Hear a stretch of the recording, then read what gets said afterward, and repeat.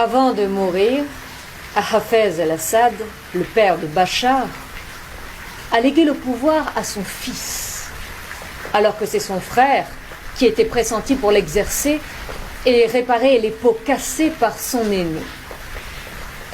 Le fils n'était ni assez mûr, ni assez sûr pour régner sans problème sur le grand chêne, la Syrie proprement dit. Il n'avait pas en lui une once de diplomatie, trop droit et pas assez adroit. Le frère aurait mieux fait l'affaire. Parmi les recommandations adressées par le père à son fils en guise de testament, 3 retenaient particulièrement l'attention. 1. Ne jamais négocier avec Israël, ni de près ni de loin. 2. Ne jamais compter sur les Arabes. 3. Ne jamais donner libre cours aux militants islamistes. Parce que pour le défunt, il ne suffit pas d'avoir le pouvoir, mais de pouvoir le pouvoir. Autrement dit, ne jamais rien concéder.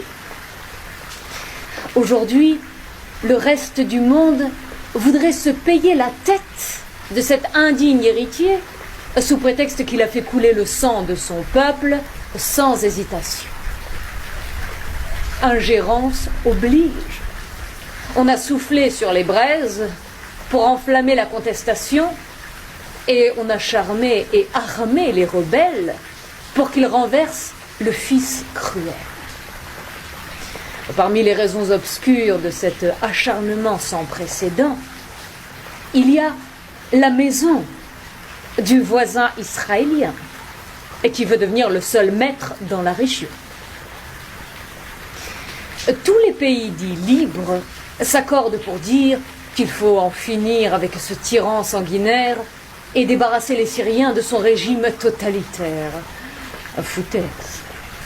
C'est sur cette considération fallacieuse et honteuse qu'on a bâti l'État islamique et qu'on a fondé en raison le terrorisme ou l'art de frapper au hasard.